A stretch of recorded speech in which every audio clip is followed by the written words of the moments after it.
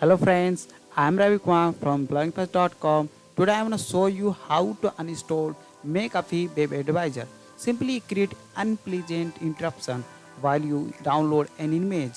So simply follow the step, search here, control panel.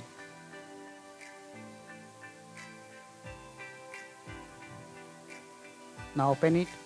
Now click on uninstall a program.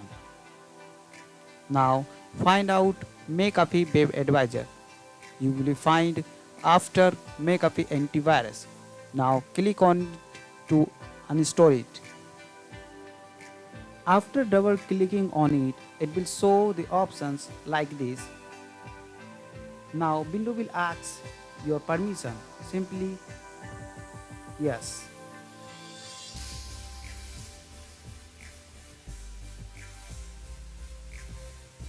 Now it will show you warning. Just click on no thanks, just uninstall it. Okay. Now McAfee Webadvisor will uninstall from your computer permanently.